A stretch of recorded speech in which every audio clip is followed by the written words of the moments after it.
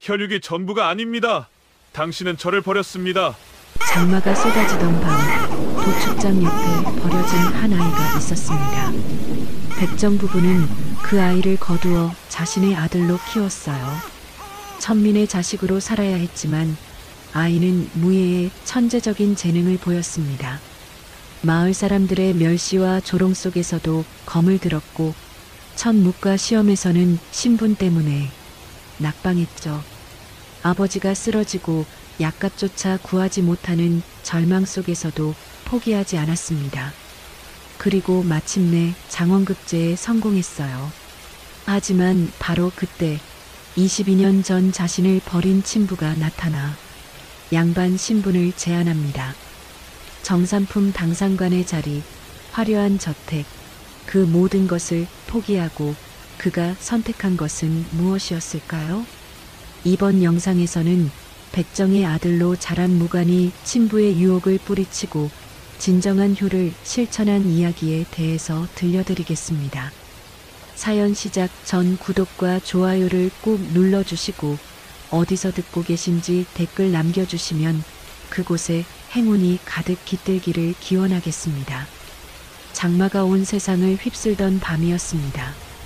강원도 송전현 백정촌 어귀에는 어둠과 빗소리만이 가득했어요.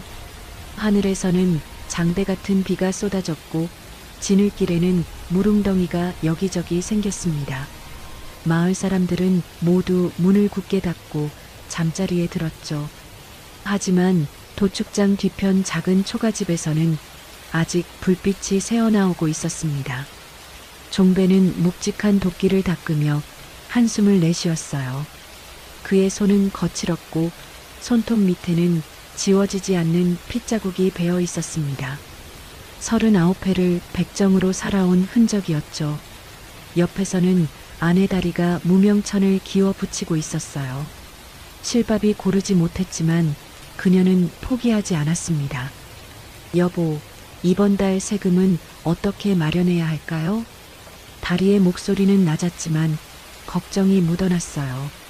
종배는 대답 대신 도끼를 내려놓았습니다. 그의 얼굴에는 깊은 주름이 패어 있었고 눈가는 피곤에 절어 있었죠. 내일 소 한 마리 더 잡으면 될 것이요. 종배의 말은 담담했지만 그 속에는 체념이 배어 있었습니다.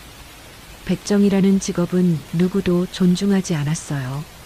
마을 사람들은 그들을 피했고 아이들은 손가락질했습니다. 하지만 종배는 그럴 때마다 허리를 더 꼿꼿이 세웠어요. 천한 일이어도 정직하게 살아가는 것만큼은 지키고 싶었으니까요.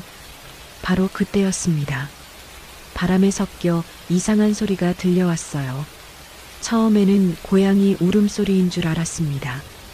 하지만 그 소리는 점점 커졌고 더 절박해졌죠. 여보, 밖에서 무슨 소리가 나지 않소? 다리가 바느질 손을 멈추고 고개를 들었습니다. 종배도 귀를 기울였어요. 그 소리는 분명 사람의 울음소리였습니다. 그것도 갓난아기의 울음이었죠. 종배는 자리에서 일어나 문을 열었습니다. 빗물이 거세게 쏟아져 들어왔고 차가운 바람이 불빛을 흔들었어요. 어둠 속에서 종배는 눈을 가늘게 뜨고 마당을 살폈습니다. 도축장 옆 커다란 나무 아래에 무언가가 움직이고 있었어요. 저기 뭐가 있소? 종배는 집신을 신고 마당으로 내려섰습니다. 지늘길은 미끄러웠고 빗물은 그의 옷을 순식간에 적셨어요. 나무 아래로 다가갈수록 울음소리는 더 선명해졌습니다. 그리고 종배는 그것을 보았죠. 낡은 천 조각에 쌓인 갓난아기였습니다. 아이는 온몸이 빗물에 젖어 있었고 작은 입을 벌린 채 울고 있었어요. 얼굴은 핏기 없이 창백했고 입술은 파랗게 질려 있었습니다. 종배는 숨이 멎는 듯 했어요. 이 늦은 밤, 이 비 오는 날 도축장 옆에 아이가 버려져 있다니. 여보, 여보, 어서 나오시오. 종배는 황급히 아이를 안아 올렸습니다. 아이의 몸은 차갑고 가벼웠어요. 마치 깃털처럼 느껴졌습니다. 다리가 뛰어나왔고 아이를 보자마자 입을 막았어요. 저런. 이 아이를 누가 이렇게... 다리는 말을 잇지 못했습니다. 그녀는 재빨리 치마폭을 벗어 아이를 감쌌어요. 빗물에 젖은 천 조각은 아무 쓸모가 없었으니까요. 두 사람은 서둘러 집 안으로 들어갔습니다. 방 안은 따뜻했지만 아이는 여전히 떨고 있었어요. 다리는 아이를 아궁이 옆에 눕히고 젖은 천을 벗겨냈습니다. 그리고 자신의 속적삼을 찢어 아이의 몸을 닦아냈어요. 종배는 그 모습을 말없이 지켜봤습니다. 이 아이, 어찌해야 할까요?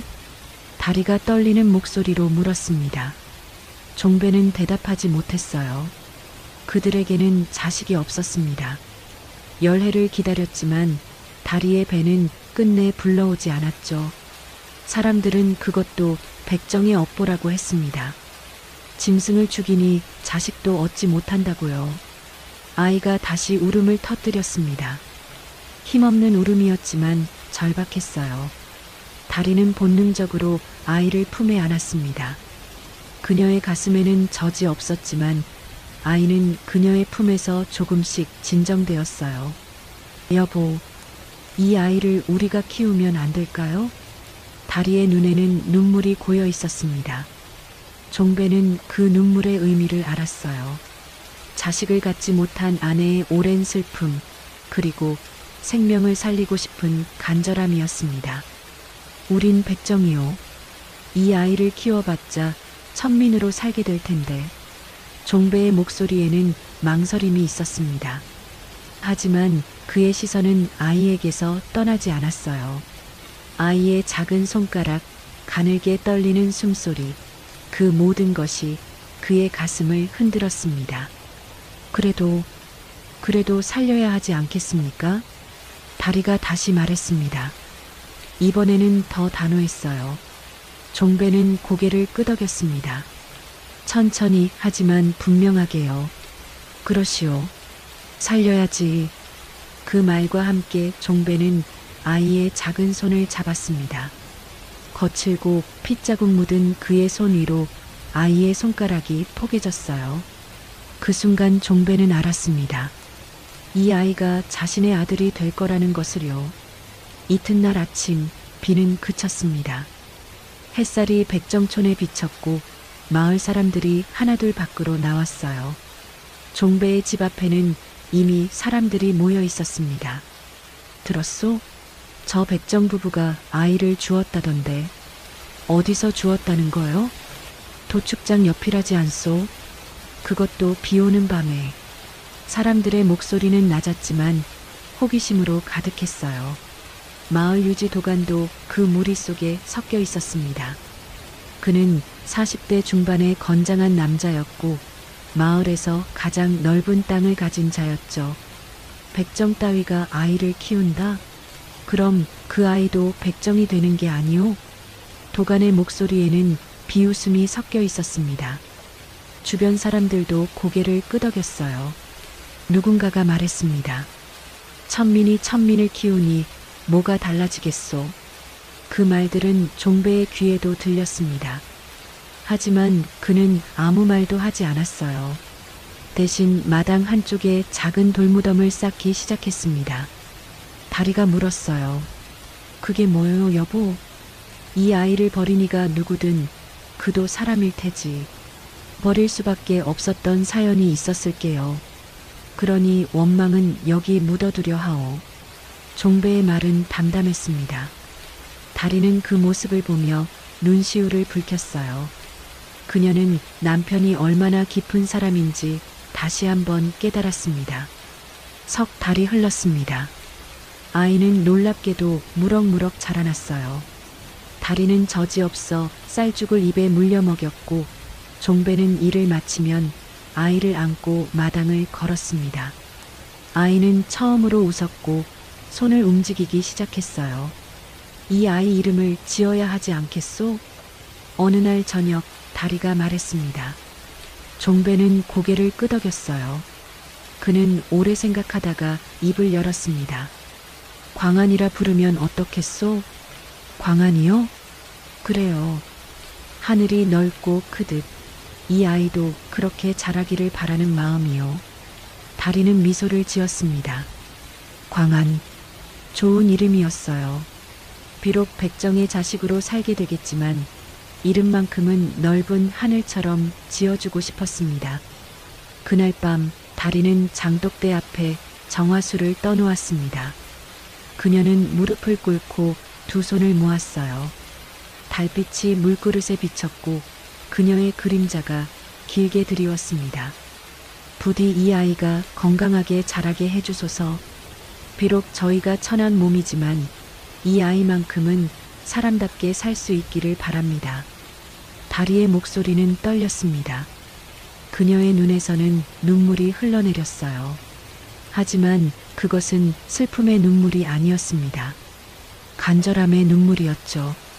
집 안에서는 광안이 작은 숨소리를 내며 잠들어 있었습니다. 종배는 그 옆에 앉아 아이의 얼굴을 바라봤어요. 작고 여린 얼굴, 가늘게 떨리는 눈꺼풀, 그 모든 것이 소중했습니다. 광안아, 너는 누구의 자식이었든 상관없다. 이제 너는 우리 아들이야. 종배의 중얼거림은 밤 공기 속으로 스며들었습니다. 창밖으로는 달빛이 비쳤고 별들이 반짝였어요. 백정촌의 밤은 고요했지만 그 고요함 속에는 새로운 생명의 시작이 담겨 있었습니다. 한 달 뒤 마을에 소문이 돌기 시작했습니다. 종배의 아들이 보통 아이가 아니라는 소문이었어요. 울음소리가 유난히 크고 눈빛이 또렷하다는 것이었죠. 어떤 이들은 그것을 불길하다 여겼고 어떤 이들은 신기하다 여겼습니다. 도가는 그 소문을 듣고 비웃었어요. 백정의 자식이 아무리 잘나봤자 백정이지. 무슨 소용이 있겠소? 하지만 종배와 다리는 그런 말들에 신경 쓰지 않았습니다. 그들은 광안을 키우는 것만으로도 충분히 행복했어요. 아이가 웃을 때마다 그들의 가슴은 따뜻해졌고 아이가 울 때마다 그들은 세상을 다 가진 듯 달래주었습니다. 그렇게 광안의 첫 번째 계절이 지나갔습니다. 장마가 그치고 여름이 왔어요. 백정촌에는 다시 생명이 움트기 시작했고 종배의 집에서는 아이의 웃음소리가 울려 퍼졌습니다. 비오는 밤 버려진 아이는 이제 누군가의 아들이 되었고 누군가의 희망이 되었어요. 종배는 여전히 도끼를 들고 짐승을 잡았습니다. 다리는 여전히 무명천을 깃고 빨래를 했어요. 하지만 이제 그들의 삶에는 이유가 생겼습니다. 광안이라는 이름의 아이, 그 작은 생명이 그들의 삶을 지탱하는 기둥이 되었죠. 밤하늘에는 별이 빛났습니다. 그 별빛은 백정촌의 작은 초가집을 비췄고 잠든 아이의 얼굴을 은은하게 비췄어요. 광안은 꿈을 꾸고 있었습니다. 어떤 꿈인지는 아무도 몰랐지만 그의 입가에는 미소가 번져 있었습니다. 광안이 10살이 되던 해였습니다. 아이는 놀라울 정도로 빠르게 자라났어요. 다른 아이들보다 머리 하나는 더 컸고 어깨도 넓었습니다. 하지만 무엇보다 놀라운 건 그의 힘이었죠. 어느 날 아침 종배는 도축장에서 소를 다루고 있었습니다. 덩치 큰 황소 한 마리가 날뛰고 있었어요. 밧줄을 끊고 마구 발버둥치는 소를 잡으려 애쓰고 있었죠. 종배의 이마에는 땀이 흘렀고 팔에는 힘줄이 붉어졌습니다. 아버지, 제가 도와드릴게요. 광안이 다가왔습니다. 종배는 고개를 저었어요. 안 된다. 위험하다. 하지만 광안은 이미 소의 뒷다리를 잡고 있었습니다. 그리고 놀라운 일이 벌어졌어요. 10살 아이가 소의 뒷다리를 들어올린 것입니다. 소는 균형을 잃고 주춤거렸고 종배는 그 틈에 밧줄을 묶을 수 있었죠. 종배는 말을 잃었습니다. 광안의 두 팔은 가늘었지만 그 안에는 보통 아이와 다른 힘이 숨어 있었어요. 아이는 숨도 차지 않았습니다. 마치 나뭇가지 하나 든 것처럼 태어났죠. 광안아, 너 어디가 아프지는 않으냐? 아니요. 저 괜찮아요. 광아는 환하게 웃었습니다. 하지만 종배의 마음은 무거워졌어요. 이런 힘을 가진 아이가 백정으로만 살아야 한다는 것이 안타까웠으니까요. 그날 저녁 다리는 광안의 손을 살폈습니다. 손바닥에는 밧줄 자국이 붉게 배어 있었어요. 하지만 물집은 없었습니다.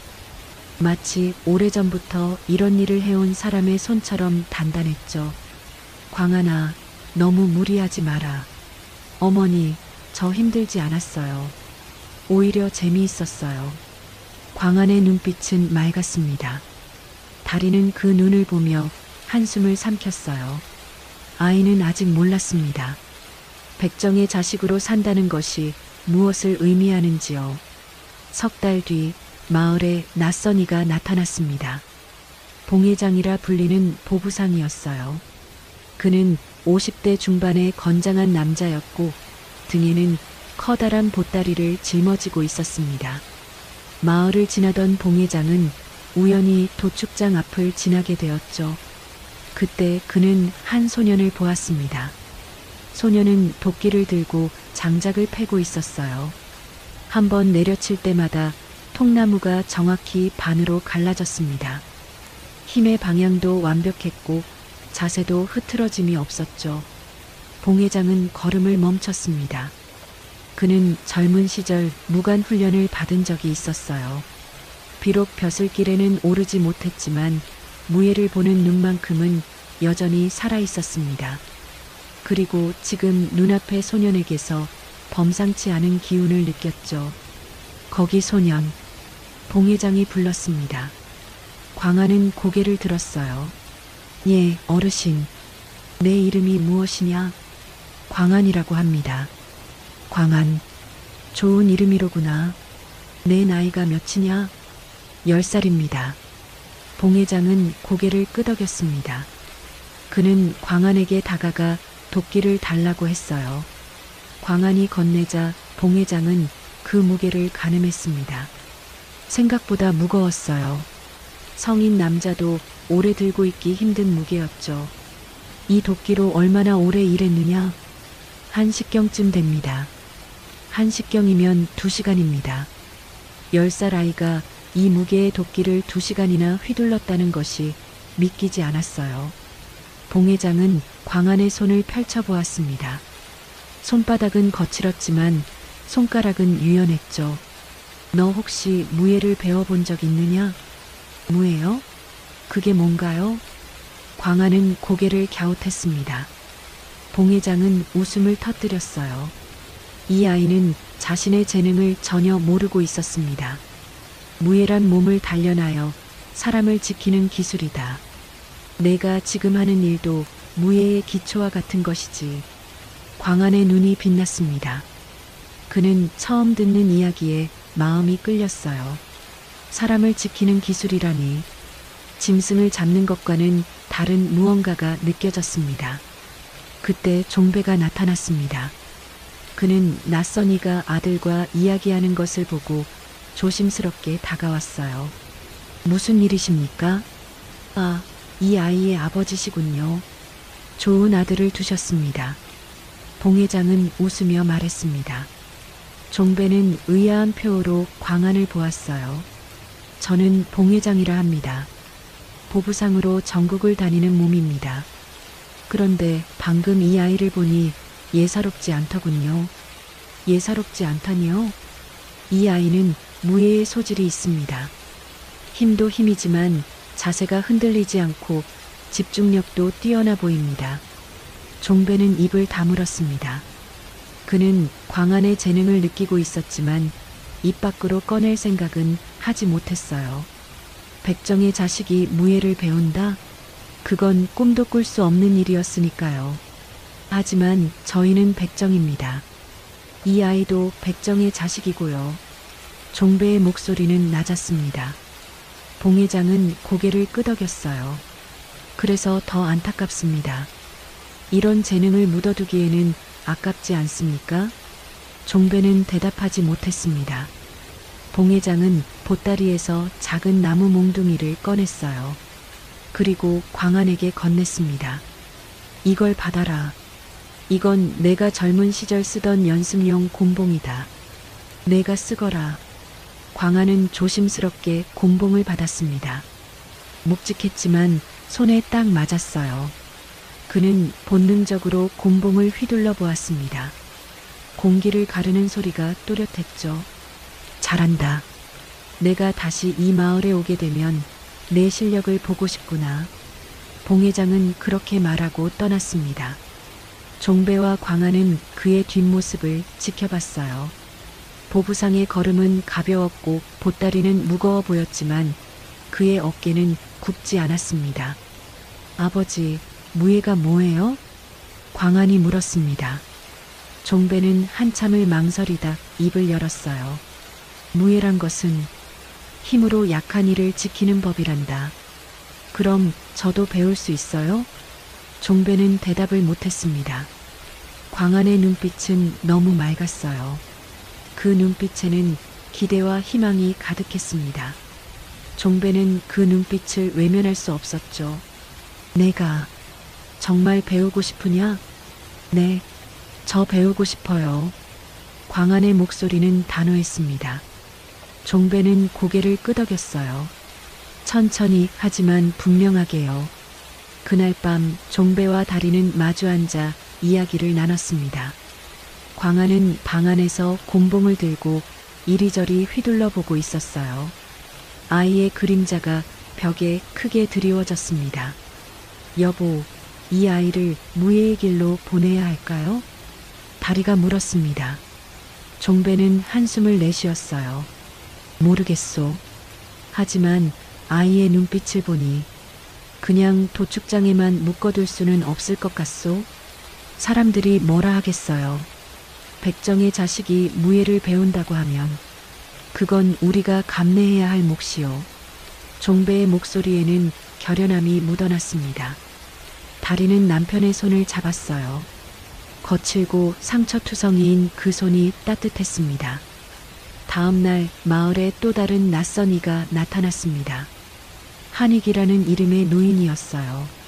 그는 60대 중반으로 보였고 허리는 곧았지만 걸음은 느렸습니다. 흰 수염이 턱까지 내려왔고 눈빛은 깊었죠. 한익은 마을 어귀에 있는 주막에 들렀습니다. 주모가 막걸리 한 사발을 내왔고 한익은 천천히 마셨어요. 그때 주막 밖에서 소란이 들렸습니다. 저것 봐라. 백정 자식이 몽둥이를 들고 있네. 이런, 저놈이 사람을 칠 생각은 아니겠지? 마을 사람들의 목소리가 들렸습니다. 한익은 창밖을 내다봤어요. 한 소년이 마당에서 나무 곤봉을 휘두르고 있었습니다. 동작은 어설펐지만 기본 자세는 나쁘지 않았죠. 한익은 자리에서 일어났습니다. 그리고 천천히 밖으로 나갔어요. 광안은 여전히 곤봉을 휘두르고 있었습니다. 땀이 이마를 타고 흘렀지만 아이는 멈추지 않았어요. 소년, 한익이 불렀습니다. 광안은 고개를 들었어요. 낯선 노인이 자신을 바라보고 있었습니다. 예, 어르신.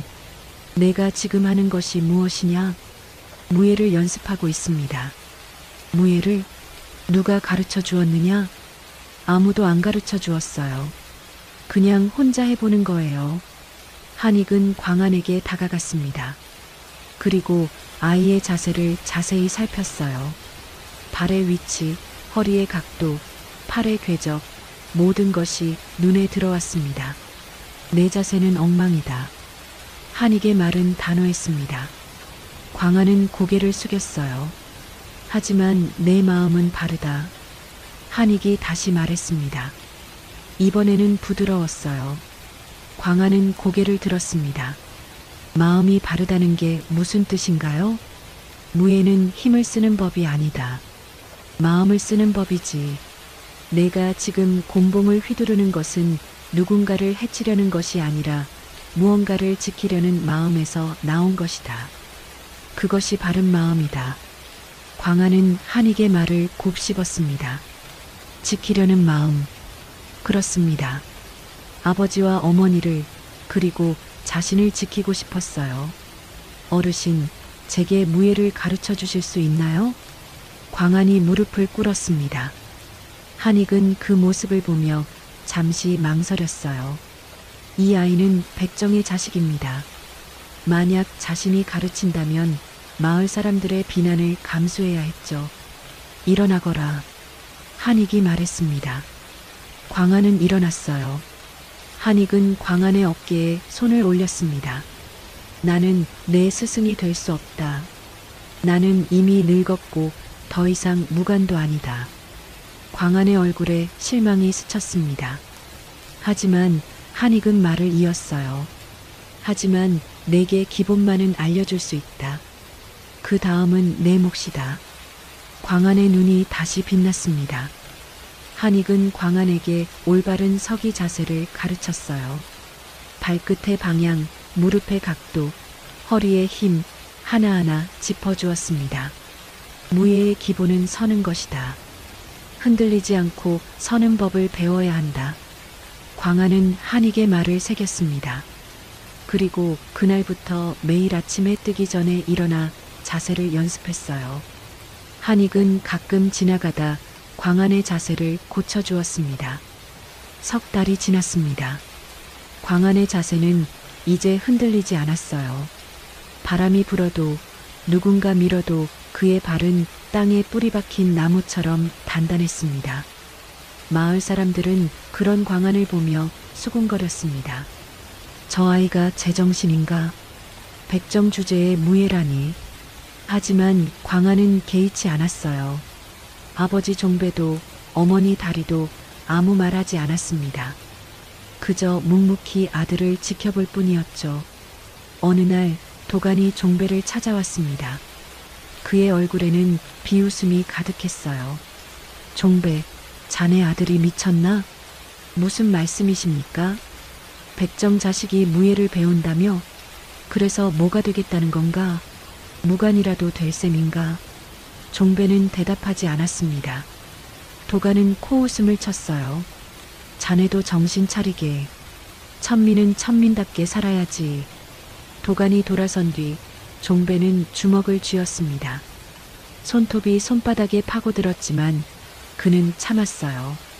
광안이 그 모습을 보고 있었으니까요. 아버지, 괜찮으세요?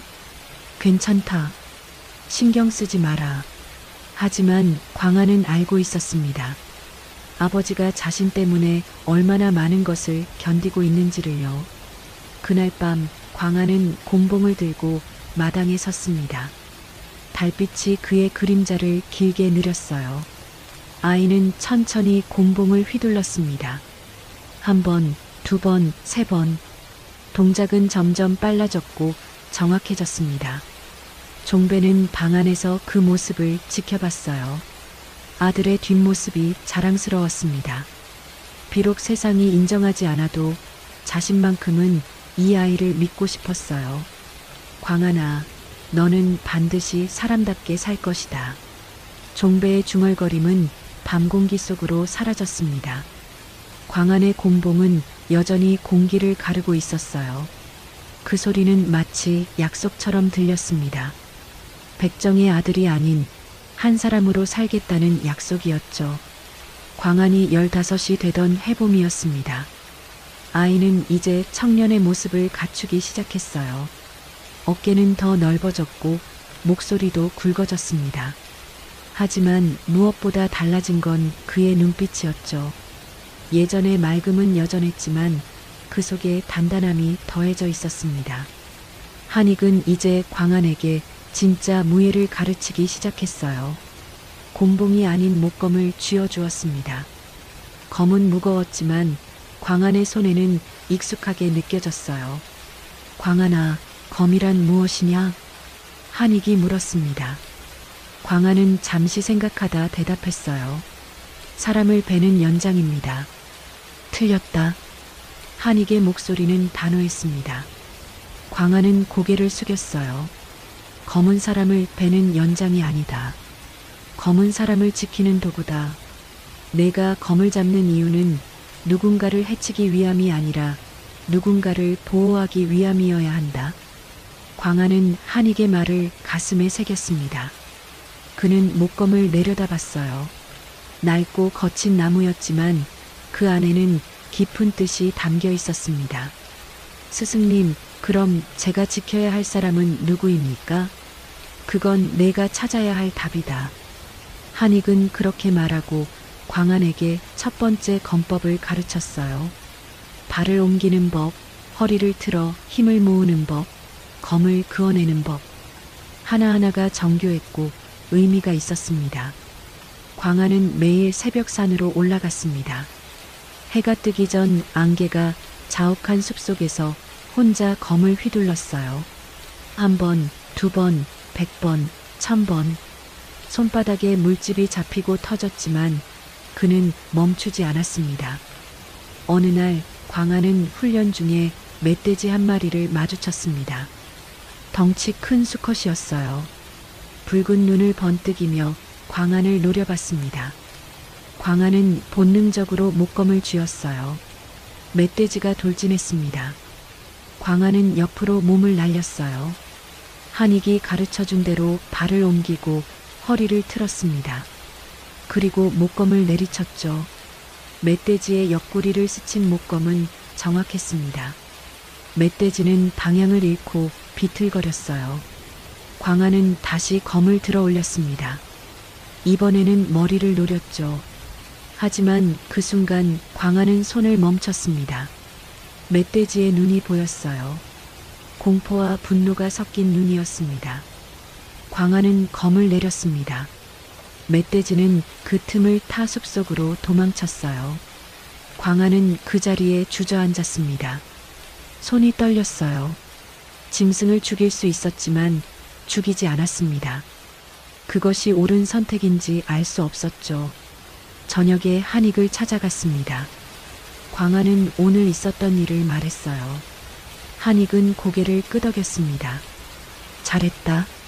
하지만 스승님, 저는 검을 들었습니다.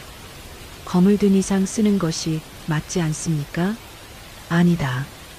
검을 들었다고 반드시 쓸 필요는 없다. 검을 들되 쓰지 않는 것, 그것이 진짜 무인의 마음이다. 광아는 한익의 말을 이해하려 애썼어요. 하지만 쉽지 않았습니다. 검을 들면 쓰는 것이 당연하다 생각했으니까요. 광아나, 내 아버지를 생각해 보아라. 한익이 말했습니다. 내 아버지는 매일 도끼를 든다. 하지만 사람을 치지는 않는다. 짐승을 잡되 함부로 죽이지 않는다. 그것이 내 아버지가 가진 마음이다. 검도 마찬가지다. 광아는 그제야 알았습니다. 아버지의 도끼와 자신의 검이 다르지 않다는 것을요. 도구는 달라도 마음은 같아야 한다는 것을 깨달았습니다. 그날 밤 광아는 도축장으로 갔습니다. 종배는 마기를 마친 참이었어요. 손에는 피가 묻어 있었고 얼굴에는 피로가 가득했습니다. 아버지, 광안이 불렀습니다. 종배는 고개를 들었어요. 무슨 일이냐? 아버지는 짐승을 죽이는 게 괴롭지 않으세요? 종배는 손을 씻으며 잠시 침묵했습니다. 물소리만이 고요한 밤 공기를 채웠어요. 괴롭지. 종배의 대답은 짧았습니다. 하지만 그 속에는 오랜 세월의 무게가 담겨 있었어요. 하지만 누군가는 해야 할 일이다. 사람들이 먹고 살려면 짐승을 잡아야 하고 그 일을 하는 사람이 필요하다. 그게 우리 백정의 몫이다. 광아는 아버지의 등을 바라봤습니다. 굽은 허리, 거친 손, 상처투성이 팔. 그 모든 것이 한 사람의 삶을 말해주고 있었어요. 아버지, 저는 더 이상 도축장에서 일하고 싶지 않습니다. 광안의 목소리는 떨렸습니다. 종배는 손을 멈췄어요. 천천히 고개를 돌려 아들을 봤습니다. 무예를 하고 싶은 게냐? 예. 저는 검으로 사람을 지키고 싶습니다. 종배는 한참을 아무 말 없이 광안을 바라봤습니다. 그의 눈에는 복잡한 감정이 스쳐갔어요. 기쁨과 슬픔, 자랑스러움과 걱정이 뒤섞여 있었습니다. 내가 그렇게 하고 싶다면 아비는 막지 않겠다. 종배의 목소리는 낮았지만 단호했습니다. 광아는 아버지 앞에 무릎을 꿇었어요. 죄송합니다. 아버지의 일을 이어받지 못해서. 일어나거라. 종배가 광안을 일으켜 세웠습니다. 그리고 아들의 어깨를 잡았어요. 너는 내 길을 가는 것뿐이다. 아비의 길과 다르다고 해서 잘못된 것은 아니다. 광안의 눈에 눈물이 고였습니다.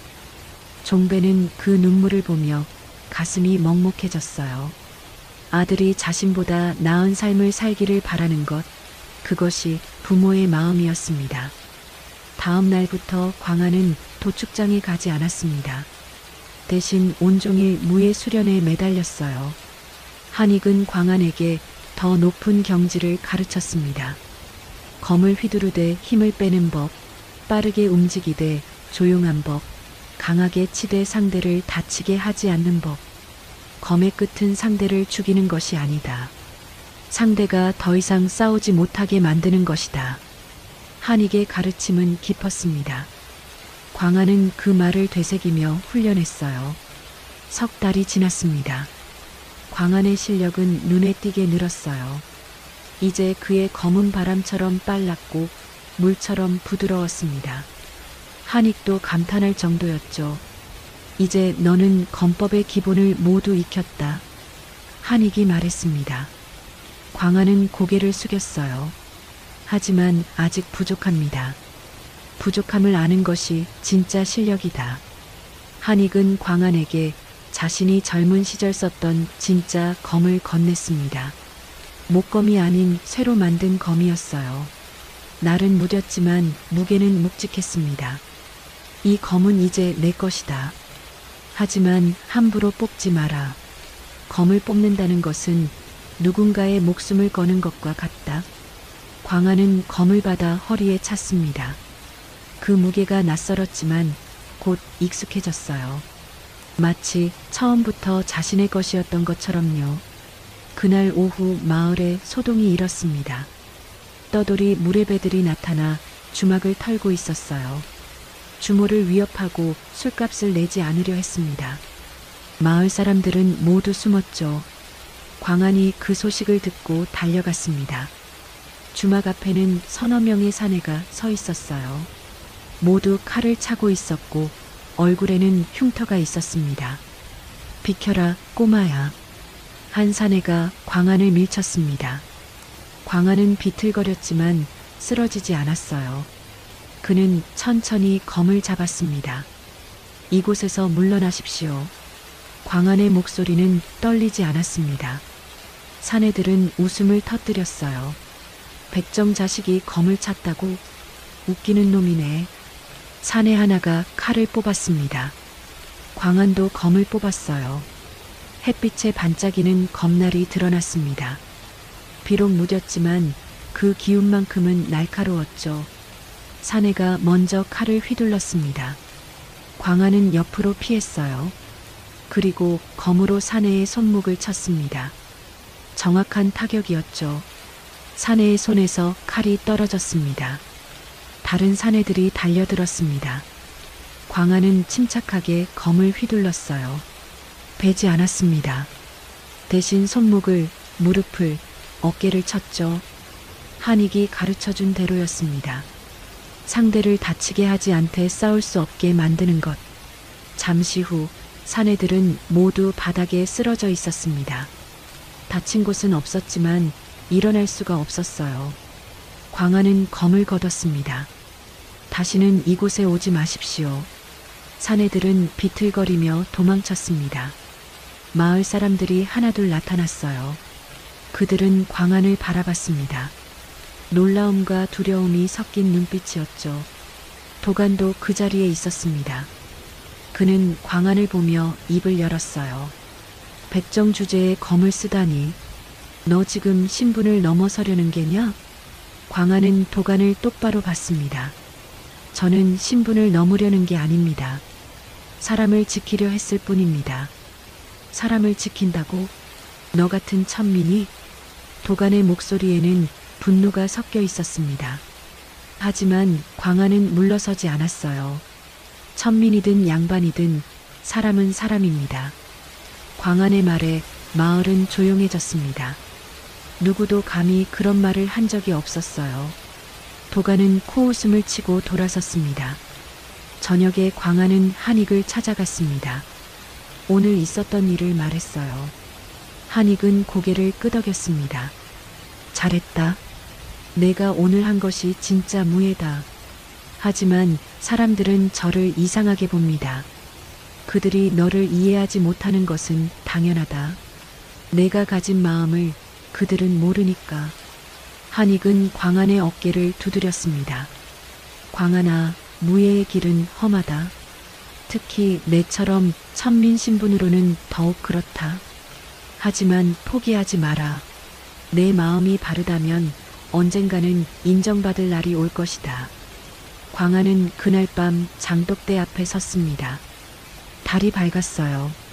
그는 두 손을 모아 기도했습니다. 부디 제가 올바른 길을 가게 해주십시오. 이 검으로 누군가를 다치게 하지 않고 누군가를 지킬 수 있게 해주십시오. 그의 목소리는 밤하늘로 퍼져나갔습니다. 별이 반짝였고 바람이 불었어요. 광안의 그림자는 길게 드리워져 있었습니다. 백정의 아들에서 무인으로 가는 길, 그 길은 이제 막 시작되었습니다. 광안이 21살이 되던 해 가을이었습니다. 한양에서 무가 시험이 열린다는 소식이 들렸어요. 광안은 그 소식을 듣고 가슴이 뛰었습니다. 드디어 자신의 실력을 펼칠 기회가 온 것이었죠. 한익은 광안에게 말했습니다. 이제 내가 갈 때가 된 것 같구나. 스승님, 제가 정말 갈 수 있을까요? 내 실력은 이미 충분하다. 하지만 실력만으로는 부족할 수 있다. 한익의 목소리에는 걱정이 묻어났어요.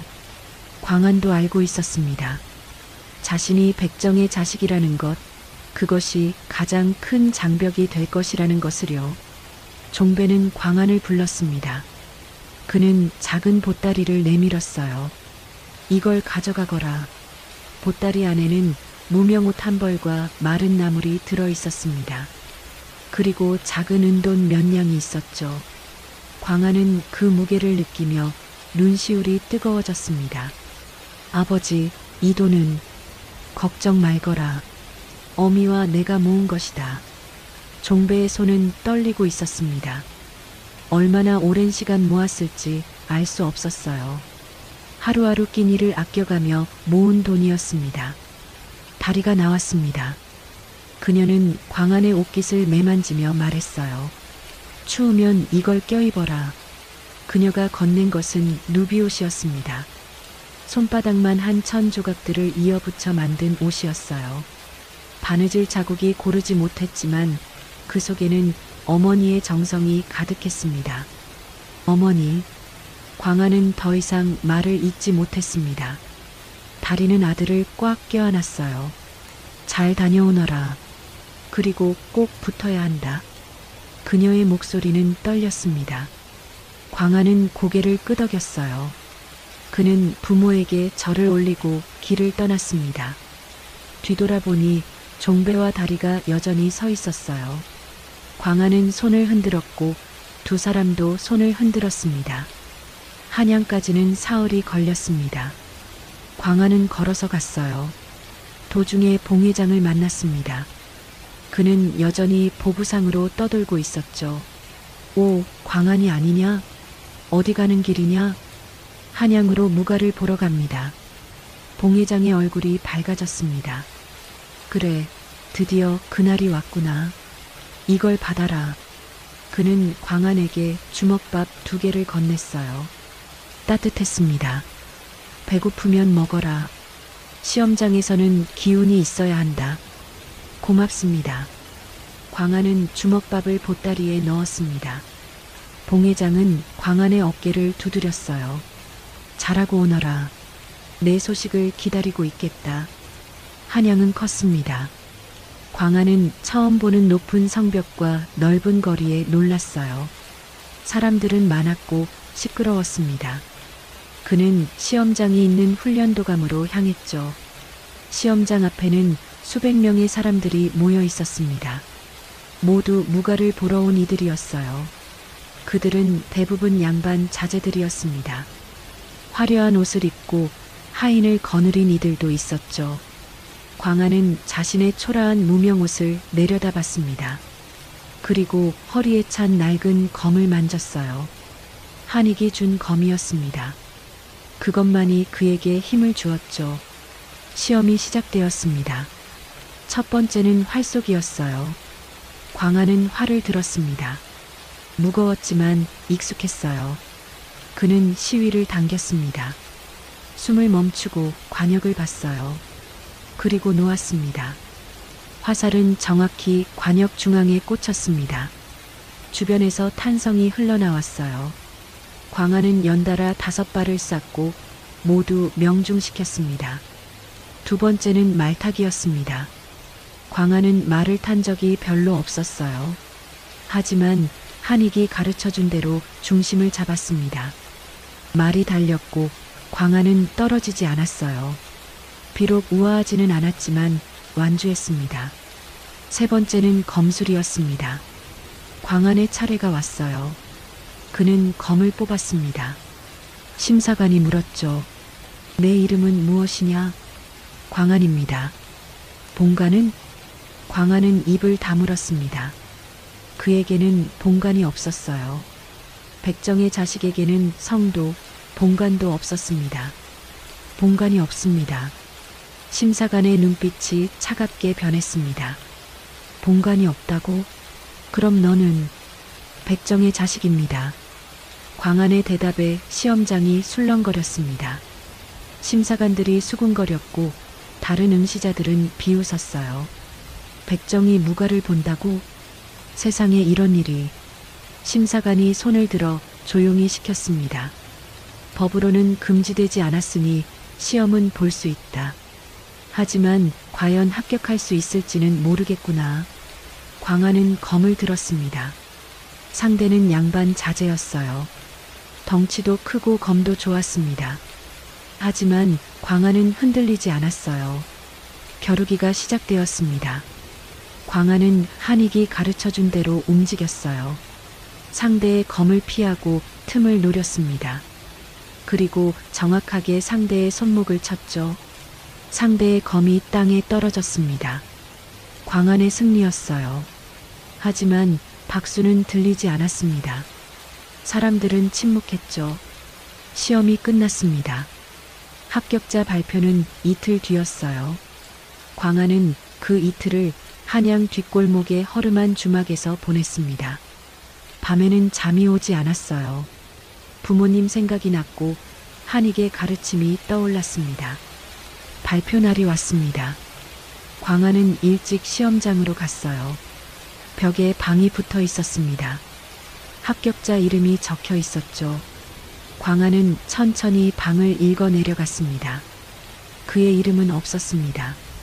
어디에도 없었어요. 광하는 다시 한번 읽었습니다. 하지만 역시 없었죠. 괜히 왔구나. 옆에 선 양반 자제가 비웃었습니다. 백정 주제에 무관이 되려 했다니 하늘이 웃을 일이다. 광하는 아무 말도 하지 않았습니다. 그는 천천히 돌아섰어요. 발걸음이 무거웠습니다. 가슴이 무너지는 것 같았죠. 그는 한양을 떠나 고향으로 향했습니다. 가는 내내 눈물이 났어요. 분했습니다. 자신의 실력이 부족해서가 아니라 신분 때문에 떨어졌다는 것이 억울했습니다. 사흘 만에 집에 도착했습니다. 저녁이었어요. 집에는 불이 켜져 있지 않았습니다. 이상했어요. 광하는 문을 열었습니다. 아버지, 어머니, 대답이 없었습니다. 광하는 안으로 들어갔어요. 방에는 다리가 앉아 있었습니다. 그녀의 얼굴은 창백했고 눈은 붉게 부어 있었어요. 어머니, 무슨 일입니까? 다리는 떨리는 손으로 안방을 가리켰습니다. 광하는 급히 방문을 열었어요. 종배가 누워 있었습니다. 그의 얼굴은 핏기가 없었고 입술은 파랗게 질려 있었어요. 가쁜 숨을 몰아쉬고 있었습니다. 아버지, 광안이 달려가 종배의 손을 잡았습니다. 차가웠어요. 종배는 천천히 눈을 떴습니다. 광안아, 왔구나. 아버지, 왜 이러십니까? 며칠 전 소를 잡다가 불에 받쳤다. 종배의 목소리는 간신히 들릴 정도였습니다. 광안은 옷을 걷어 올렸어요. 옆구리에는 큰 상처가 있었고 피가 스며 나오고 있었습니다. 어머니, 의원은 불렀습니까? 돈이 없어서. 다리의 목소리는 끊어졌습니다. 광안은 보따리를 뒤졌어요. 아버지가 준 은돈이 남아 있었습니다. 그는 그것을 다리에게 건넸죠. 이걸로 의원을 부르십시오. 다리는 떨리는 손으로 돈을 받았습니다. 그녀는 밖으로 달려나갔어요. 광안은 종배 곁에 앉았습니다. 아버지, 견디십시오. 의원이 곧 올 것입니다. 광안아, 시험은 어떻게 됐느냐? 광안은 대답할 수 없었습니다. 종배는 아들의 표정을 보고 알았어요. 그래, 안 됐구나. 죄송합니다, 아버지. 광안의 눈에서 눈물이 흘렀습니다. 종배는 아들의 손을 꽉 쥐었어요. 괜찮다. 내가 무사히 돌아온 것만으로도 충분하다. 종배의 손에 힘이 빠졌습니다. 광안은 아버지를 흔들었어요. 아버지, 아버지. 의원이 왔습니다. 그는 종배를 살폈고 고개를 저었어요. 상처가 깊어 이미 고름이 찼습니다. 빨리 치료했어야 하는데. 그럼 어떻게 해야 합니까? 약을 쓰면 나을 수도 있습니다. 하지만 비쌉니다. 얼마나 드는데요? 은열량은 있어야 합니다. 광안의 손이 떨렸습니다. 은열량. 그들 가족이 1년을 모아도 마련하기 어려운 돈이었어요. 의원이 돌아간 뒤 광안은 방 안에 앉아 있었습니다. 다리는 장독대 앞에서 기도하고 있었어요. 그녀의 흐느끼는 소리가 들렸습니다. 광안은 검을 꺼냈습니다. 한익이 준 검이었어요. 이 검을 팔면 약값을 마련할 수 있을지도 몰랐습니다. 하지만 이 검은 스승의 마음이었어요. 쉽게 팔 수 없었습니다. 그때 다리가 들어왔습니다. 그녀의 손에는 작은 보자기가 있었어요. 펼쳐보니 비녀 하나가 들어 있었습니다. 다리가 시집올 때 가져온 유일한 폐물이었죠. 어머니, 이걸 팔아서 약을 사자. 안 됩니다. 이건 어머니, 내 아버지를 살릴 수만 있다면 아무것도 아깝지 않다. 다리의 목소리는 단호했습니다. 광안은 더 이상 말하지 못했어요. 다음 날 광안은 장에 나가 비녀를 팔았습니다. 하지만 턱없이 적은 돈밖에 받지 못했어요. 백정의 처가 쓴 물건이라며 깎아낸 것이었습니다. 집으로 돌아오는 길, 광안은 한익을 만났습니다. 스승님, 시험은 어떻게 됐느냐? 광안은 고개를 숙였습니다. 한익은 모든 것을 알아챘어요. 내 아버지가 아프다는 소식을 들었다. 예, 약값이 없어서. 한익은 품에서 작은 주머니를 꺼냈습니다. 이걸 쓰거라. 스승님, 이건 받아라. 내게는 쓸 곳이 없다. 광안은 떨리는 손으로 주머니를 받았습니다. 안에는 은돈이 들어 있었어요.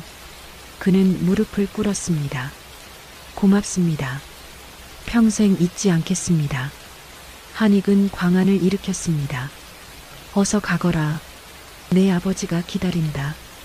광안은 달려갔습니다.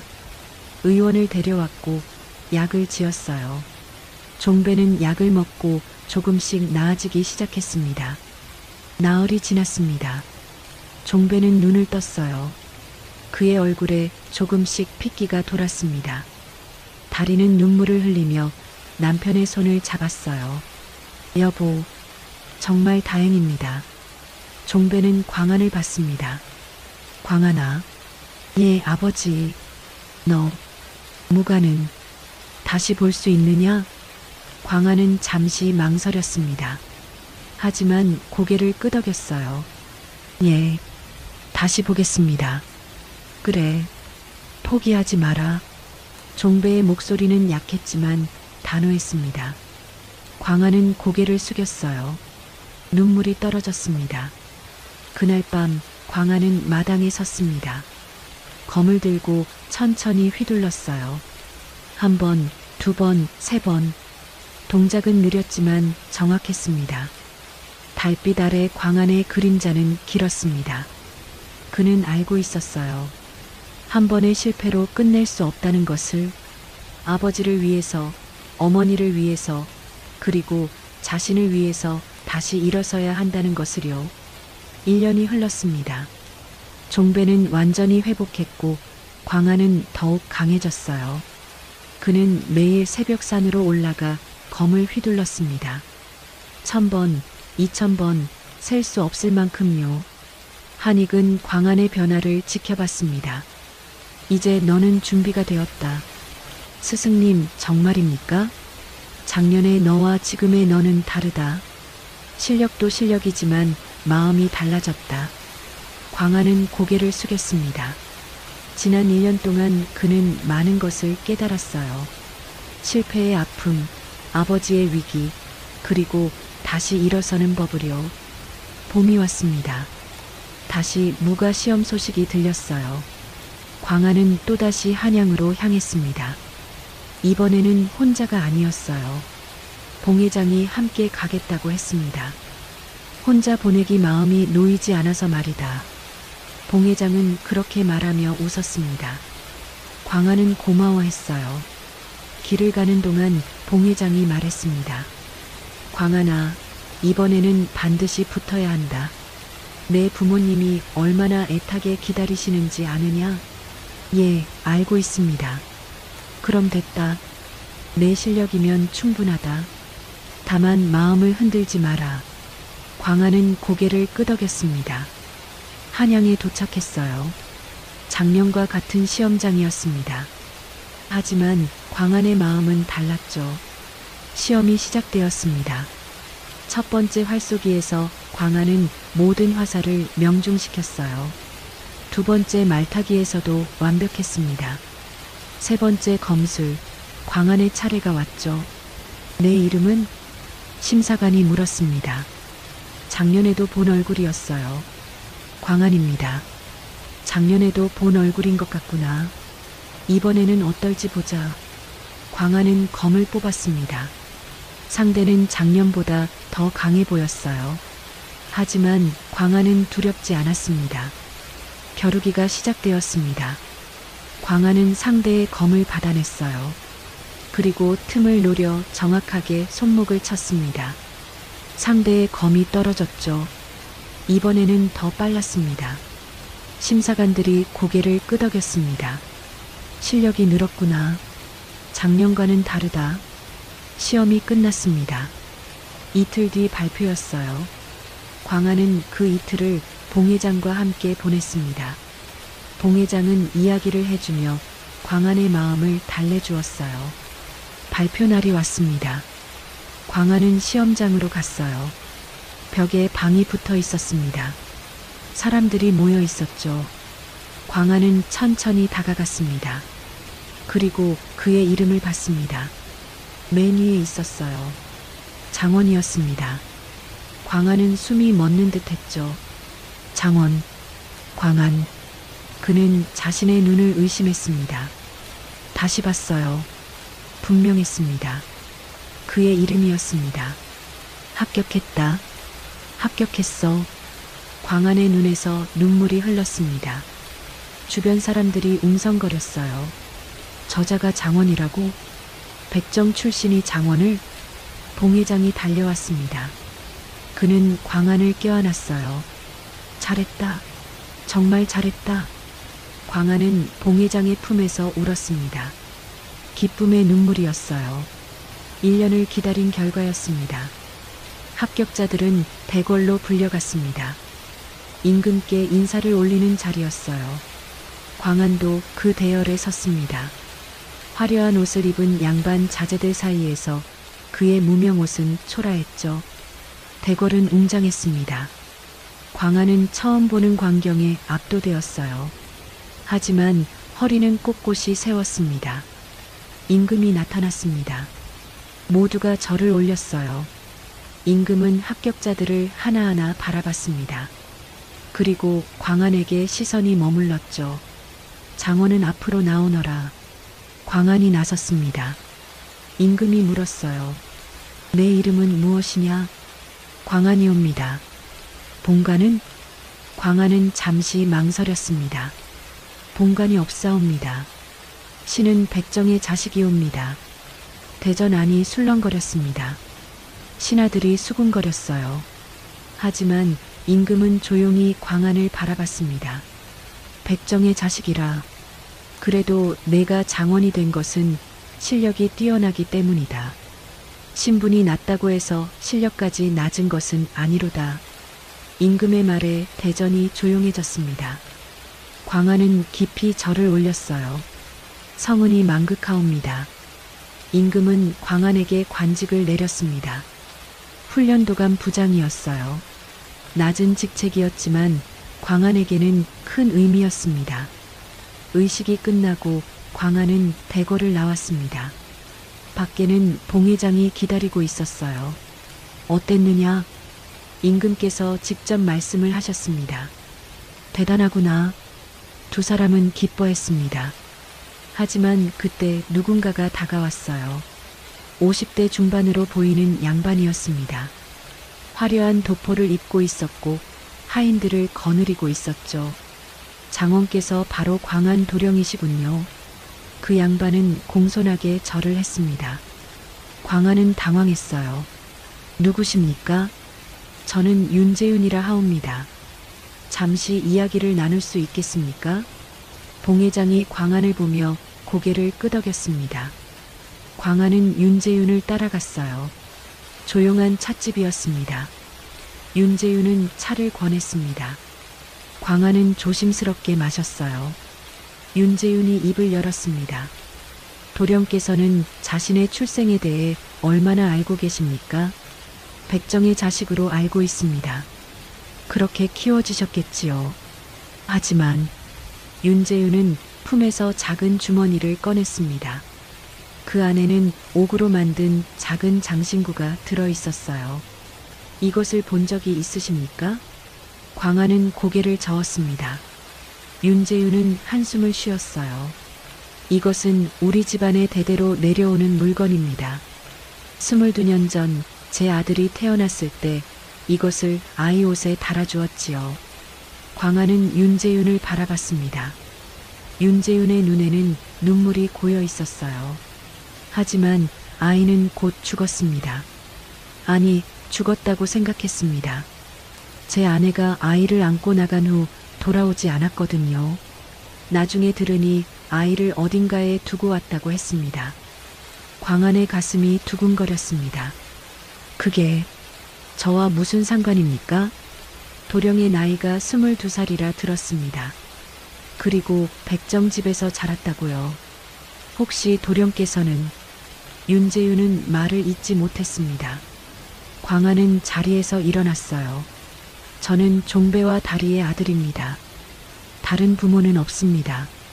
하지만 혈육이 무슨 소용입니까? 저를 키운 것은 그분들입니다. 광안의 목소리는 단호했습니다. 윤재윤은 고개를 숙였어요. 도령의 마음을 이해하지 못하는 것은 아닙니다. 하지만 도령께서는 양반의 자식입니다. 신분을 회복할 수 있습니다. 필요 없습니다. 광안은 돌아섰습니다. 윤재윤이 불렀어요. 도령, 제발 한 번만 더 생각해 주십시오. 하지만 광안은 나가버렸습니다. 찻집 밖에는 봉회장이 기다리고 있었어요. 무슨 일이었느냐? 아무것도 아닙니다. 광안은 그렇게 대답했지만 그의 마음은 혼란스러웠습니다. 자신이 정말 윤재윤의 아들일까? 그렇다면 자신은 누구인가? 그날 밤 광아는 잠을 이룰 수 없었습니다. 윤재윤의 말이 계속 떠올랐어요. 옥장신구 22년 전 버려진 아이. 모든 것이 자신과 맞아떨어졌습니다. 하지만 광아는 고개를 저었습니다. 중요한 것은 혈육이 아니었어요. 중요한 것은 사랑이었습니다. 종배와 다리가 자신에게 쏟아준 사랑, 그것이 진짜였죠. 다음 날 광아는 고향으로 돌아갔습니다. 집 앞에는 종배와 다리가 기다리고 있었어요. 그들은 광안을 보자마자 달려왔습니다. 광안아, 다리가 아들을 껴안았습니다. 종배도 광안의 어깨를 잡았어요. 합격했다고 들었다. 장원이라며? 예, 아버지. 종배의 눈에 눈물이 고였습니다. 다리는 이미 울고 있었어요.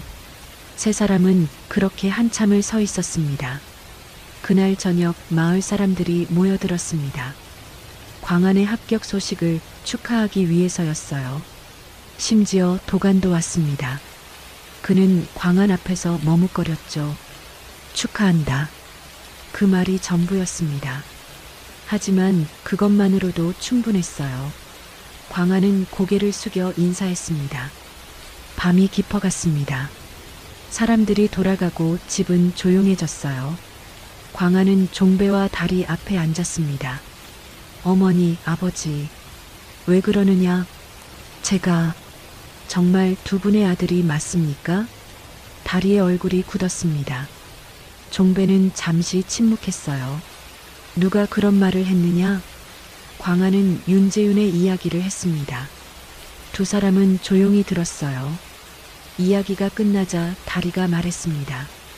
그래, 내가 우리 뱃속에서 나온 자식은 아니다. 하지만 다리의 목소리가 떨렸습니다. 하지만 우리가 너를 키웠다. 내가 아플 때 밤새 간호했고 내가 배고플 때 우리가 굶었다. 그것도 부모가 아니냐? 광안의 눈에서 눈물이 흘렀습니다. 종배가 말했어요. 광안아, 선택은 내 몫이다. 만약 내가 양반으로 살고 싶다면 우리는 막지 않겠다. 아닙니다. 광안은 고개를 저었습니다. 저는 이미 선택했습니다. 제 부모는 여기 계십니다. 광안은 두 사람 앞에 무릎을 꿇었습니다. 그리고 깊이 절을 올렸어요.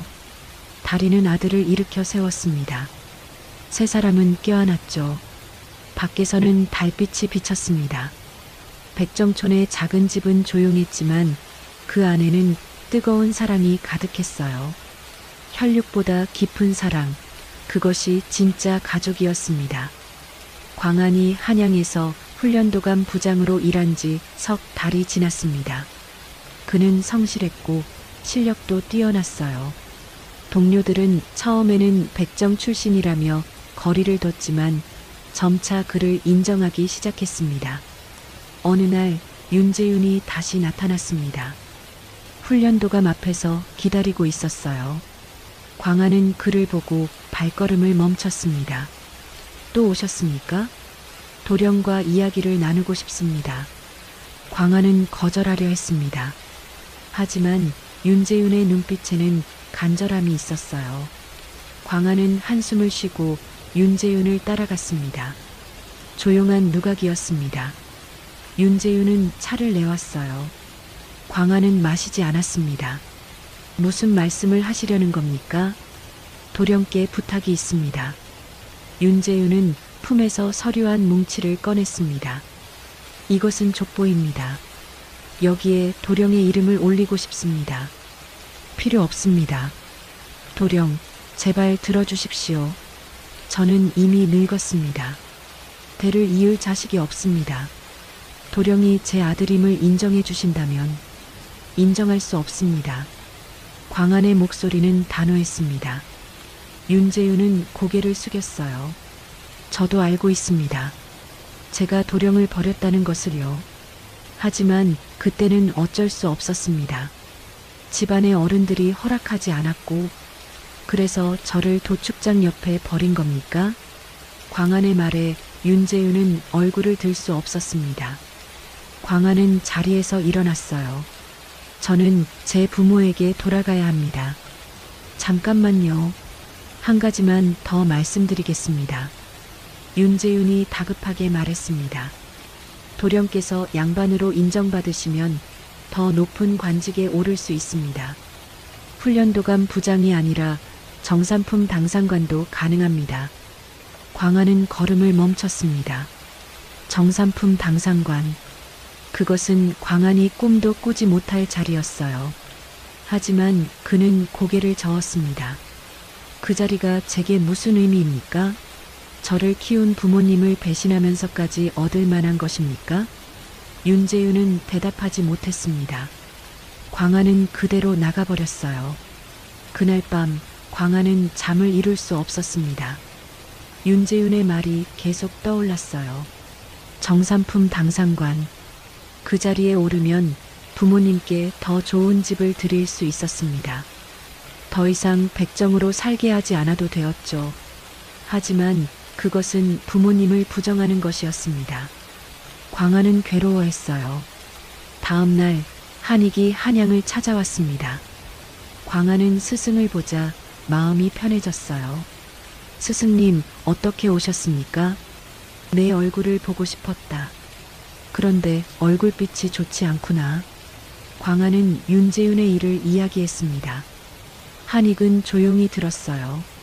이야기가 끝나자 한익이 물었습니다. 너는 무엇이 고민이냐? 저는 부모님께 더 좋은 삶을 드리고 싶습니다. 하지만 그러려면 친부를 인정해야 합니다. 그래서 망설이는 것이냐? 예. 한익은 한참 생각하다 입을 열었습니다. 광아나, 내가 물어보겠다. 내 부모님은 무엇을 원하시겠느냐? 광아는 대답하지 못했습니다. 한익이 다시 말했어요. 내 부모님은 좋은 집이 아니라 내가 바른 사람이 되기를 원하신다. 내가 출세하는 것보다 내가 떳떳하게 사는 것을 바라신다. 광아는 고개를 끄덕였습니다. 그 말이 맞았어요. 종배와 다리는 한 번도 광안에게 출세하라고 하지 않았습니다. 다만 사람답게 살라고만 했죠. 스승님, 하지만 저는 부모님께 효도하고 싶습니다. 효도는 물질로 하는 것이 아니다. 마음으로 하는 것이다. 한익의 말은 단순했지만 깊었습니다. 광아는 그제야 마음이 정리되는 것을 느꼈어요. 며칠 후 다리가 한양으로 올라왔습니다. 급한 일이 있다고 했어요. 광아는 놀라서 어머니를 맞이했습니다. 어머니, 무슨 일이십니까? 다리는 지쳐 보였습니다. 며칠을 걸어서 온 것이었어요. 광아는 어머니를 앉히고 물을 드렸습니다. 광아나, 너 혹시 누군가를 만났느냐? 무슨 말씀이십니까? 윤대감이라는 분이 우리 집에 왔었다. 내 친부라면서. 광아는 입을 다물었습니다. 다리가 말을 이었어요. 그분이 너를 양반으로 만들어주겠다고 했다. 우리에게도 돈을 주겠다고 했다. 어머니, 나는 거절했다. 다리의 목소리는 떨렸습니다. 나는 돈이 필요 없다고 했다. 우리 아들도 필요 없다고 했다. 광안의 눈에 눈물이 고였습니다. 다리는 아들의 손을 잡았어요. 하지만 내 아버지가 말했다. 내가 원한다면 보내주자고. 내가 더 좋은 삶을 살 수 있다면 우리가 막을 이유가 없다고. 어머니, 그래서 내가 왔다. 너에게 직접 묻고 싶어서. 광안아, 너는 무엇을 원하느냐? 광안은 어머니를 바라봤습니다. 주름진 얼굴, 거친 손, 하지만 그 눈빛만은 따뜻했어요. 광안은 어머니의 손을 꽉 잡았습니다. 저는 어머니와 아버지의 아들이고 싶습니다. 다리의 눈에서 눈물이 흘렀습니다. 그녀는 아들을 끌어안았어요. 고맙다. 정말 고맙다. 두 사람은 한참을 그렇게 있었습니다. 밖에서는 해가 지고 있었어요. 그날 저녁 광안은 윤재윤을 찾아갔습니다. 마지막으로 확실히 하기 위해서였어요. 윤재윤의 저택은 컸습니다. 화려한 대문과 넓은 마당이 있었죠.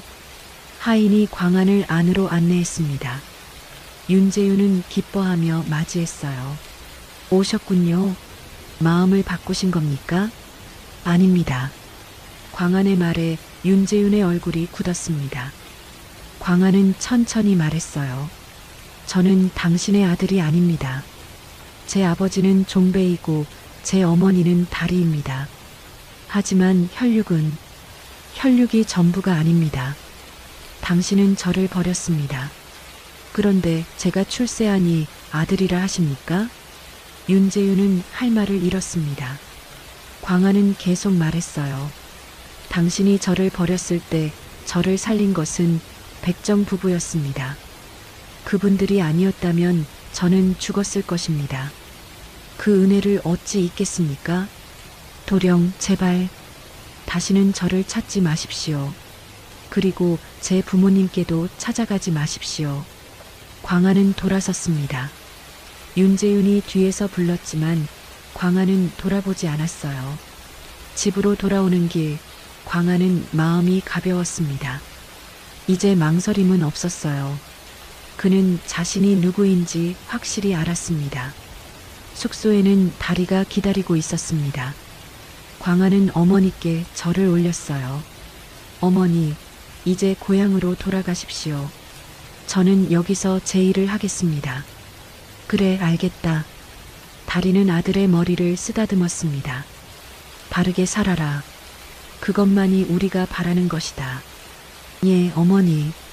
다음 날 광안은 다리를 배웅했습니다. 어머니의 뒷모습이 점점 멀어졌어요. 광안은 손을 흔들었고 다리도 손을 흔들었습니다. 그날 오후 훈련도감에 소문이 돌았습니다. 광안이 윤대감의 양자 제안을 거절했다는 소문이었어요. 사람들은 놀라워했습니다. 저런 기회를 거절하다니. 백정 출신이라 그런가? 하지만 어떤 이는 다르게 말했습니다. 아니다. 저것이 진짜 효자다. 혈육보다 은혜를 택했으니. 소문은 빠르게 퍼졌습니다. 한익도 그 소문을 들었어요. 그는 혼자 웃었습니다. 잘했다, 광안아. 종배와 다리도 그 소문을 들었습니다. 마을 사람들이 말해 주었거든요. 종배는 아무 말 없이 도축장으로 갔습니다. 하지만 그의 눈가는 붉었어요. 다리는 장독대 앞에 섰습니다. 정화수를 떠놓고 두 손을 모았어요. 고맙습니다. 우리 아들을 바르게 키울 수 있게 해주셔서. 그녀의 목소리는 떨렸지만 힘이 있었습니다. 달빛이 물그릇에 비쳤고 바람이 불었어요. 백정촌의 밤은 조용했지만 그 조용함 속에는 큰 사랑이 담겨 있었습니다. 한양에서 광안은 여전히 검을 들고 훈련장에 섰습니다. 그의 검은 날카로웠지만 마음은 따뜻했어요. 백정의 아들로 태어나 무관이 된 청년, 그는 이제 자신의 길을 확실히 알고 있었습니다. 광안이 윤재윤을 거절한 소문은 한양 전체로 퍼졌습니다. 처음에는 사람들이 믿지 않았어요. 양반 신분을 거절했다니 말이 안 된다고 했죠. 하지만 소문은 사실이었습니다. 어느 날 훈련도감에 전령이 왔습니다. 대궐에서 보낸 사람이었어요. 광안 부장을 대궐로 모셔오라는 명이십니다. 광안은 놀랐습니다. 임금께서 자신을 부르신다니. 그는 서둘러 옷을 갈아입고 대궐로 향했어요. 대궐 앞은 엄숙했습니다. 광안은 떨리는 마음으로 안으로 들어갔어요. 긴 복도를 지나 대전 앞에 섰습니다. 내관이 말했죠. 들어가시오. 광안은 대전 안으로 들어갔습니다. 임금이 옥좌에 앉아 계셨어요. 광안은 무릎을 꿇고 절을 올렸습니다. 광안, 올려다 보아라. 임금의 목소리는 부드러웠습니다. 광안은 고개를 들었어요. 임금은 광안을 바라보고 계셨습니다. 경이 윤대감의 제안을 거절했다는 소문을 들었다. 예, 전하. 이유가 무엇이냐? 광안은 잠시 망설였습니다. 하지만 솔직하게 대답했어요. 신을 키운 것은 백정 부부였습니다. 그 은혜를 저버릴 수 없었습니다. 임금은 고개를 끄덕였습니다. 그리고 미소를 지었어요. 훌륭하다. 혈육보다 은혜를 택한 것이 진정한 효다. 광하는 다시 절을 올렸습니다. 임금이 말을 이었어요. 짐이 경을 부른 것은 다른 이유가 있다.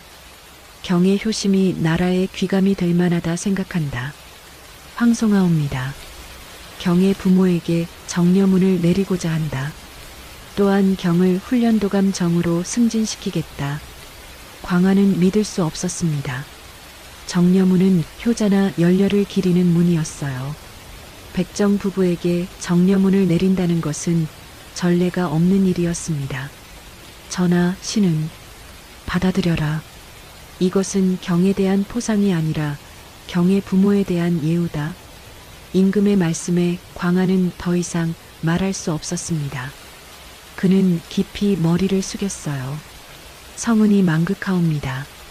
광안이 대궐을 나왔을 때는 해가 중천에 떠 있었습니다. 그는 하늘을 올려다봤어요. 눈물이 났습니다. 기쁨의 눈물이었죠. 소식은 빠르게 퍼졌습니다. 백정 출신 무관이 정으로 승진했다는 소식, 그리고 그의 양부모에게 정려문이 내려진다는 소식이었어요. 사람들은 놀라워했습니다. 세상이 변하는구나. 신분이 중요한 게 아니라 마음이 중요하다는 뜻인가? 훈련도감에서는 동료들이 광안을 축하했습니다. 처음에는 백정 출신이라며 무시했던 이들도 이제는 존경의 눈빛으로 바라봤어요. 축하하네, 정. 자네는 우리의 귀감이야. 광안은 감사의 인사를 했습니다. 하지만 그의 마음은 이미 고향으로 향하고 있었어요. 다음 날 광안은 고향으로 내려갔습니다. 이번에는 관복을 입고 말을 타고 갔어요. 뒤에는 정려문을 세울 관리들이 따랐습니다. 백정촌에 도착했을 때는 저녁이었습니다. 마을 사람들이 나와 구경했어요. 화려한 행렬을 본 적이 없었으니까요. 저게 광안이가 아닌가? 맞아, 광안이다. 광안은 말에서 내려 집으로 걸어갔습니다. 종배와 다리가 문 앞에 서 있었어요. 그들은 아들을 보자마자 눈물을 흘렸습니다. 광안아. 다리가 아들을 껴안았습니다. 종배도 다가와 광안의 어깨를 잡았어요. 잘 왔다. 광안은 부모님께 절을 올렸습니다. 그리고 전하의 명을 전했어요. 전하께서 두 분께 정려문을 내리셨습니다. 종배와 다리는 믿을 수 없다는 표정이었습니다. 정려문을? 우리 같은 백정에게? 예. 그리고 저는 훈련도감 정으로 승진했습니다. 다리는 주저앉았습니다. 너무 큰 일이었어요. 종배는 눈물을 닦으며 하늘을 올려다봤습니다. 이럴 수가. 다음 날 정려문을 세우는 의식이 열렸습니다. 마을 사람들이 모두 모였어요. 도간도 와 있었습니다. 그는 광안을 보고 고개를 숙였죠. 내가 잘못 봤네. 자네는 정말 대단한 사람이야. 광안은 도간에게 답례했습니다. 원망은 없었어요. 관리들이 정려문을 세웠습니다. 높이 석자의 나무문이었어요. 문에는 금빛 글씨로 새겨져 있었습니다. 효자문 광안 양부모 종배와 다리를 기리다. 마을 사람들은 숙연해졌습니다. 누구도 말하지 않았어요. 다만 고개를 숙여 경의를 표했습니다. 종배는 정려문 앞에 섰습니다. 그의 눈에서 눈물이 흘렀어요. 나 같은 백정이 이런 영광을. 다리가 남편의 손을 잡았습니다. 그녀도 울고 있었어요. 당신, 우리가 잘한 게 하나 있다면 광안이를 제대로 키운 거예요. 종배는 고개를 끄덕였습니다. 광안이 다가와 두 사람을 부축했어요. 어머니, 아버지, 이것은 두 분의 것입니다. 세 사람은 정려문 아래 섰습니다. 마을 사람들이 박수를 쳤어요. 처음에는 조용했지만 점점 커졌습니다. 결국 온 마을이 박수로 가득 찼죠. 한익도 그 자리에 있었습니다. 그는 멀리서 광안을 바라보며 미소 지었어요. 잘했다, 제자야. 봉회장도 왔습니다. 그는 광안에게 다가와 말했어요. 자네 정말 자랑스럽네. 자네를 처음 봤을 때부터 알았어. 범상한 아이가 아니라는 걸. 다 도와주신 덕분입니다. 광안은 봉회장에게 깊이 절했습니다. 봉회장은 광안을 일으켜 세웠어요. 의식이 끝나고 잔치가 열렸습니다. 마을 사람들이 음식을 내왔고 술을 나눴어요. 광안은 마을을 돌며 모두에게 인사했습니다. 해가 저물었습니다. 사람들이 하나둘 돌아가고 집은 조용해졌어요. 광안은 종배, 다리와 함께 마루에 앉았습니다. 광안아, 너는 이제 높은 사람이 되었구나. 종배가 말했습니다. 광안은 고개를 저었어요. 아닙니다. 저는 여전히 두 분의 아들입니다. 그래도 너는 달라졌다. 아닙니다. 변한 것은 신분이지 마음이 아닙니다. 다리가 아들의 손을 잡았습니다. 그래, 우리 광안이는 변하지 않았어. 달빛이 마당을 비췄습니다. 정려문이 그 빛을 받아 은은하게 빛났어요. 광안은 정려문을 바라봤습니다. 저것은 단순한 나무문이 아니었어요. 그것은 사랑의 증표였고 은혜의 기록이었습니다. 어머니, 아버지, 왜 그러느냐? 살아계셔서 감사합니다. 광안의 목소리는 떨렸습니다. 종배와 다리는 아들을 바라봤어요. 그들의 눈에도 눈물이 고여 있었습니다. 우리도 고맙다. 내가 우리 아들이어서. 세 사람은 서로를 껴안았습니다. 밤은 깊어갔지만 그들의 마음은 따뜻했어요. 백정촌의 작은 집, 그곳에는 세상에서 가장 큰 사랑이 있었습니다. 5년이 흘렀습니다. 광안은 이제 30이 되었어요. 훈련도감 정으로서 나라를 지키는 일에 힘썼습니다. 그의 명성은 한양을 넘어 전국으로 퍼졌죠. 하지만 광안은 매년 한 번씩 고향을 찾았습니다. 부모님을 뵙기 위해서였어요. 올해도 어김없이 봄이 왔고 광안은 백정촌으로 향했습니다. 마을은 많이 변해 있었습니다. 정려문 덕분에 사람들의 눈빛이 달라졌어요. 백정촌이라는 이름도 이제는 효자촌으로 불렸습니다. 종배는 이제 60이 넘었습니다. 허리가 굽었고 머리는 희끗했어요. 하지만 여전히 도축장에 나갔습니다. 다리도 마찬가지였죠. 그녀는 60을 바라보는 나이였지만 여전히 부지런했어요. 광안이 도착하자 두 사람은 문 앞에 나와 기다리고 있었습니다. 광안아, 왔구나. 다리가 아들을 맞이했습니다. 광안은 어머니를 껴안았어요. 어머니, 건강하십니까? 그래, 내 아버지도 나도 잘 있다. 종배가 다가왔습니다. 그는 아들의 어깨를 두드렸어요. 잘 왔다. 들어가자. 저녁 식사를 마치고 세 사람은 마루에 앉았습니다. 달빛이 마당을 비췄어요. 정려문이 그 빛을 받아 은은하게 빛났습니다. 광안아, 너 이제 장가를 가야 하지 않겠느냐? 다리가 말했습니다. 광안은 웃었어요. 아직은 괜찮습니다. 아니다. 30이면 늦은 나이다. 어미는 손주를 보고 싶구나. 종배도 거들었습니다. 내 어미 말이 맞다. 너도 가정을 꾸려야 한다. 광안은 고개를 끄덕였습니다. 부모님 말씀이 맞았어요. 알겠습니다. 좋은 인연을 찾아보겠습니다. 다리는 만족스러워했습니다. 그녀는 아들의 손을 잡았어요. 좋은 사람을 만나거라. 신분은 중요하지 않다. 마음이 곱고 바른 사람이면 된다. 예, 어머니. 다음 날 아침 광안은 옛 도축장을 찾아갔습니다. 이제는 사용하지 않는 곳이었어요. 풀이 무성하게 자라 있었습니다. 광안은 그곳에 서서 주변을 둘러봤습니다. 22년 전 자신이 버려진 곳이었죠. 비 오는 밤 나무 아래에서 울던 갓난아기. 그것이 자신이었습니다. 한익이 다가왔습니다. 그도 이제 7순을 넘겼어요. 걸음은 느렸지만 여전히 허리는 곧았습니다. 여기 있었구나. 스승님. 광안은 한익에게 절했습니다. 한익은 광안 옆에 섰어요. 이곳이 내가 시작된 곳이지? 예. 그리고 내가 끝나는 곳이기도 하겠구나. 끝이라니요? 모든 것은 시작한 곳으로 돌아간다. 너도 언젠가 이곳으로 돌아올 것이다. 광안은 한익의 말을 곱씹었습니다. 스승의 말은 언제나 깊었어요. 스승님, 저는 제가 한 선택이 옳았다고 생각합니다. 나도 그렇게 생각한다. 혈육보다 은혜를 택한 것, 그것이 진정한 사람의 도리다. 한익은 광안의 어깨를 두드렸습니다.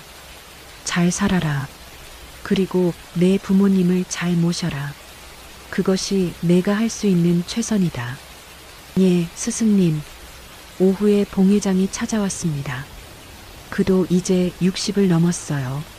하지만 여전히 보부상으로 전국을 돌아다니고 있었습니다. 광안, 잘 있었나? 예, 어르신. 어떻게 오셨습니까? 지나가는 길에 들렀지. 자네 소식이 궁금해서 말이야. 두 사람은 마당에 앉았습니다. 봉회장이 말했어요. 자네 이야기가 전국에 퍼졌네. 백정의 아들이 무관이 되고 양반 신분을 거절했다는 이야기 말일세.